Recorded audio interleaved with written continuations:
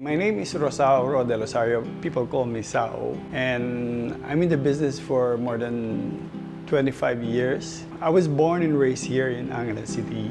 My father was a chef, my grandfather was a chef. That makes me the third generation, and I have nephews and nieces are chefs as well. My advocacy is promoting Philippine cuisine and try to incorporate with French technique to refine it. This region is known for good food. Pampanga is in the central of Luzon. We don't have enough seafood, so we mastered how to make all these meat dishes. This is a typical lunch here in our province. Like, we normally eat with meat with vegetable. This one is bitter gourd, or we call it ampalaya. The kare-kare is basically like oxtail. It's cooked with peanut sauce. Fried pork, or we call it kawale. The asado, we get it from the Spaniard. And then we also have the sipo egg with some quail egg and some shrimp. And of course, we have this milkfish called paksiw, or call it paksi. Mangantana, let's eat. Bon appetit. I'm just so lucky enough to be here and represent my country, my hometown.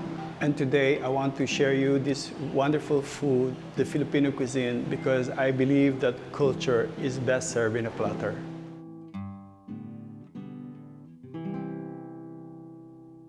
The family decided to move to the US when Mount Pinatubo erupted. And to us, that was the year of depression. So we decided to sell our properties and pack our things and move to the United States. And for me, that was like the total freedom naman, because I always wanted to do something outside of the country. And having lived in the US for a few months, I decided to move to France because I always dreamt about becoming a good chef. And after doing that, I moved from one place to another, from France and Singapore and Thailand and Shanghai.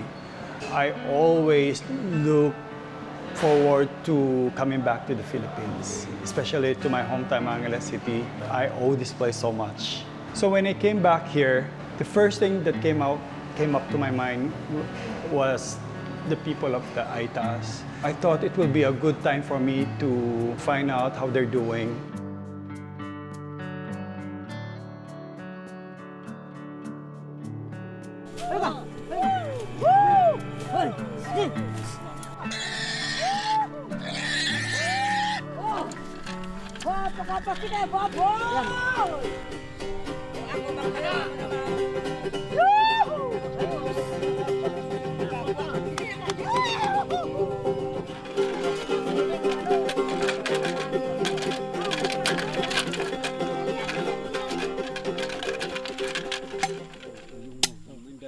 This is what they use for cooking rice and meats. So what they do is that they wrap the food, like the rice, together with the meat like fish, chicken. Then they will wrap it in banana leaf and then insert it through this bamboo, and they put a little water and then try to cook the bamboo until the rice inside is cooked.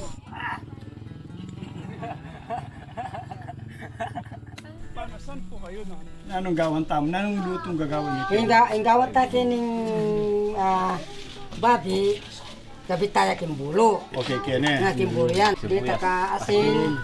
Ini kahit sibuyas. saka pati tang paminta. Itong fruit na to, this fruit, I grew up with eating this fruit in our backyard. So it's basically like a jackfruit, but it has a lot of sap, as you see.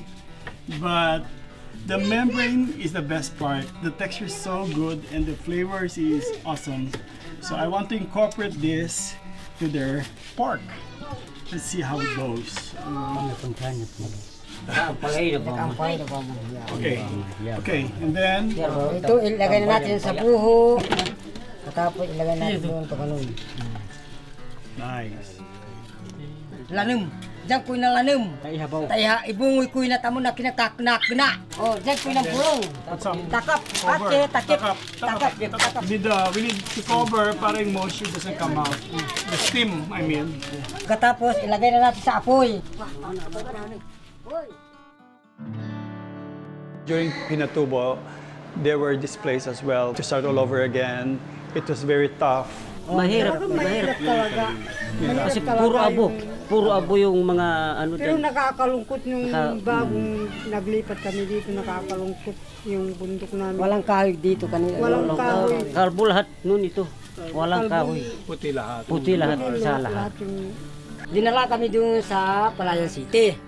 Hindi namin nagustuhan, gusto namin na siguro yung mga magulang namin na gustong babalik dito sa kabundukan. Gusto na mag-ano sa buho, masarap sa buho na gustong kumain ng mga matagay. Tinuro din sa amin ng matatanda yan. Kahit Ganito nasa- pag may ano ka wala lang, kayong kaldero, asin. kung nasa bundok kayo, ito Kahit- yung gagawin nyo. Ito iba pa rin yung lasa. Pero mabango rin, mabango. Mabango kasi kahoy, tsaka yung init hindi Oo. matagal bago lumamig kasi parang Parang- kaga din Oo, Luto na? Titignan na natin. Kain na tayo? At saka mo.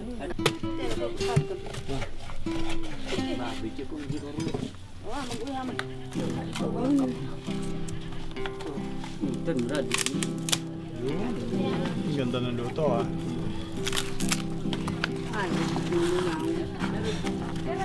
So flavorful. The work of this banana leaf gave so much flavor and color. As you see, it's lighter green, and the smell is really, it's banana, and it gives you so much aroma. It's so delicious to eat. And that's how this is how they put the soup. They make like a cup like out of banana leaf. The soup came from the tube.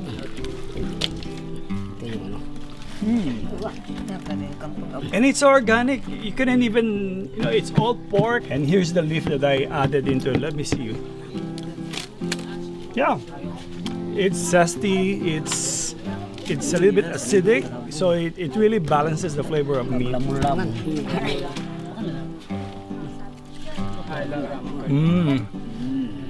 So pure. It has no added, like, it's not overpowering of anything, but it's pork. And it's delicious, and it melts in your mouth. The organic setup, the environment that they're living in, the grassroots is here. It is the taste of pork is so natural and it's so tasty. It takes you back to where you came from. It's amazing when it bursts in your mouth. It's delicious. This is life. Spending time with the Aetas, I saw how much we share despite how different we are. Our shared experience reminds me of Philippine cuisine.